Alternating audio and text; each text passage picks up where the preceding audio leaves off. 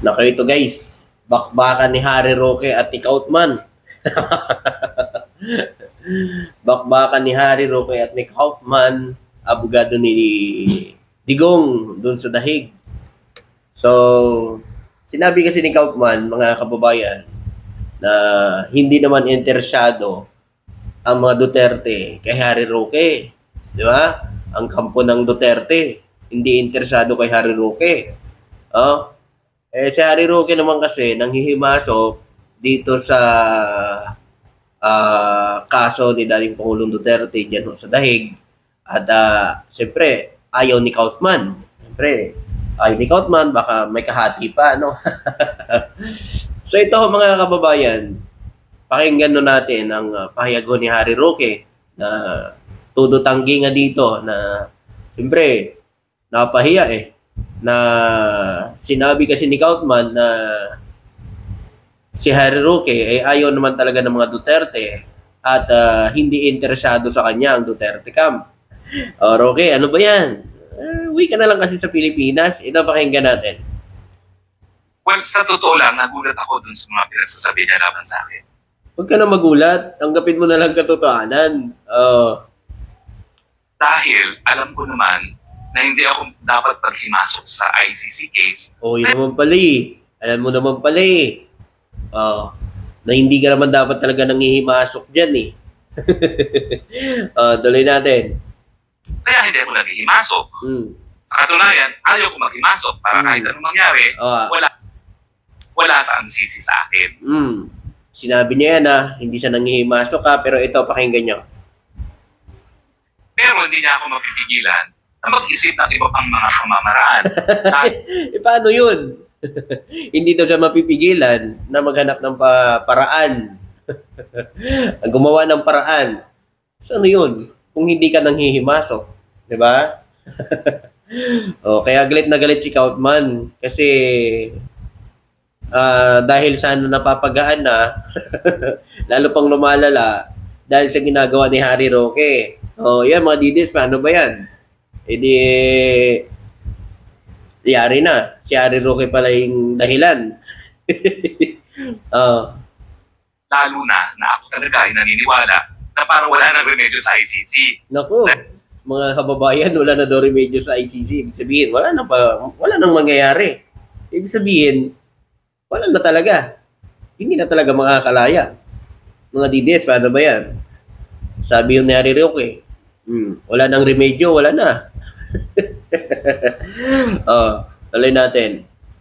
Dahil wala na kasi lang ibang kaso, kundi ang kaso ni Tatay Digong. At kung mawawala pa si Tatay Digong, baka isara na yung ICC. Dahil grabe naman. Tagal na ng ICC. Ngayon lang naman dinala yan si dating Pangulong Duterte dyan. Sa last Assembly of State Parties, nagreklamo na yung ambassador ng Japan na number 1 donor ng ICC. Bakit daw puro absulto ang mga nasasakdal sa ICC? Absulto. Absulto o absuelto? So yan, mga kababayan, ayan na naman. Nagsasalita na naman si Roque, saan niya na naman kaya pinagdadampot na naman yan. Galing na naman daw sa Japan. Yung Japan daw yung number 1 na sponsor ba? Samantalang ang laki-laki na nagagastos nila. So kapag ganitong konteksto, para namang bagamat ako isang member ng ICC Peace Council, mag-iisap ka ng ibang religion. Huwag naman ipagkait yan. So, ayan, nag-ano na naman si Harry Roque kung ano na namang palusot ang ginagawa niya ngayon. Tanggapin mo na lang kasi yung sinabi sa'yo ni Kaufman na umuwi ka na lang ng Pilipinas, harapin mo yung kaso mo, ayusin mo, linisin mo yung kaso mo, bago linisin yung kaso ng iba, unahin mo muna yung sarili mo. So, lilinisin mo yung kaso ng iba, yung sa'yo, hindi mo pa nga nahaharap at hindi pa nililinis na sinasabi mo lagi na tanim ebidensya, paano ka paniniwalaan dyan kung ang ikaw mismo ay hahawa ka ng kaso, ikaw mismo may kaso ka rin. Diba? Dapat umuwi ka muna sa Pilipinas, patunayan mo dito sa mga Pilipino na mali ang mga akusasyon sa'yo. Diba? Umuwi ka rito, harapin mo yung katotohanan, Harapin mo yung mga sinasabi sa iyo at patunayan mo lahat ng mga binato mo sa ating Pangulo, pati yung fake video na yon. Dahil malamang isa yun. Isa yun sa magiging kaso mo rin pag umuwi dito sa Pilipinas kasi gumawa ka ng faking video eh. 'Di ba? Ikaw yung tinuturo ni Bubbles ba yun? Na ikaw ang promotor ng AI video. Kasi ikaw naman ang naglabas nun eh. 'Di ba? Ngayon, mag-uwi mo dito sa Pilipinas, i-prove mo sa mga Pilipino na hindi AI yun at totoo yung nilabas mo na video. Di ba? Di ba mga kababayan? Kasi, alam nyo, kung talagang totoo yan, yung sinasabi niya, 1 taon na mahigit na nilabas niya, nitong kakatapos lang na suna. O sabi niya nga, 1 taon na. Bakit hanggang ngayon hindi pa rin nila papatunayan yung mga aligasyon nila? Hanggang Facebook lang sila. Hanggang salita lang sila sa Facebook, yung mga faking video na yon. So, ibig sabihin, mga kababayan, inuuto niya ho, yung mga followers niya na nanonood sa kanya sa Facebook. Ganun lang yun. Di ba? Tuloy natin. Alam niyo po, hindi man ako pinakamagaling na abogado, hindi man ako pinakagwapo, pero mapagyayabang ko talaga, wala pong question ang aking loyalty. Wala kang ipagyayabang kasi may kaso ka dito sa Pilipinas na kailangan mong harapin. Di ba? Loyalty niya daw. Ito, pakinggan natin yung loyalty niya.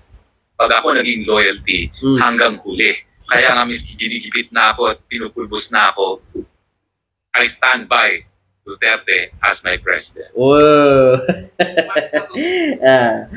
Ganon daw. So kahit ginigipit na daw siya, hindi ka ginigipit. Kagagawan mo yan. Walang gumigipit sa'yo. Walang nangyayaring ganyan kung hindi mo inabuso ang batas noon. Di ba? Wala kang matatanggap na kaso kung hindi ka gumawa ng mali nung panahon nyo. Di ba? Ang batas ay batas. Hindi pwede yung aabsueltuhan ka dahil nagkasala ka sa batas, sisisihin mo ang Pangulo. Kayo ang may kasalanan yan. Kayo ang gumawa kung saan kayo ngayon. Di ba? Hindi ho ang Pangulo. Hindi si PBBM. Di ba? Alam mo, sa akin lang kung talagang ikaw may paninindigan ka at talagang may isang salita ka, dapat yung mga binitawang mong salita, pinatunayan mo yan. Hinarap mo yung kaso mo rito sa Pilipinas at patunayan mo sa sambayan ng Pilipino na talagang yung binabato sa iyo ng mga kaso ay gawa-gawa. Diba? Ganun lang yan. So paano ka ngayon kung hahawa ka ng kaso ni dating Pangulong Duterte, yung kaso mo nga hindi mo malinis-linis dito sa Pilipinas. Diba? Ito kasi yan mga kababayan, pakinggan nyo. Nakakagulo lang daw si Attorney Harry Roque sa diskarte ng defense team ni dating Pangulong Rodrigo Duterte sa ICC. Nakakagulo lang siya sa defense team. Sabi ng abogado ni dating Pangulong Duterte. Diba? So yan ang iniinit ng ulo ni Harry Roque. Diba? Ito pa. Man versus Attorney Harry Roque. Sa Facebook post mula sa page na Alvin and Tourism, ibinahagi ang written interview niya kay Kaufman na siyang lead counsel sa ICC ni dating Pangulong Rodrigo Duterte. Medyo mainit daw ang ulo niya kay Roque. Medyo mainit. Mainit ang ulo ni Kaufman kay Harry Roque paano ba yan, Harry Roque? Umuwi ka na lang kasi. Pinapauwi ka na ni Kaufman, no? Ayon kay Kaufman, sobrang panggugulo ng dating tagapagsalita ni Digong. Sobrang panggugulo. Nanggugulo ka pala dyan eh. Dito, walang gugulo sa'yo rito.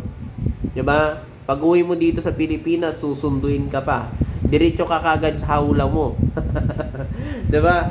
Dito, walang gugulo sa'yo. Talagang susunduin ka pa kagad. Diba? Harry Roque, kaya kung pinapauwi ka na ni Kaufman, umuwi ka na lang dito sa Pilipinas. Diba? Tuloy natin. Kesyo sinubukan pa rin itong idemanda ang Dutch government para makalabas si Duterte gamit ang isang crazy scheme na halos ikapahamak pa rin ng buong defense team. Ayan. Mga dides, narinig nyo na. Muntik pa na pahamak dahil sa kanya. 'Di ba? Oh. So yun. Sabi ni Roque na hindi siya nanghihimasok. O paano yun? Hindi nagsisinungaling si Kaufman. Ganoon. So yun mga kababayan, kayo, ano masasabi nyo?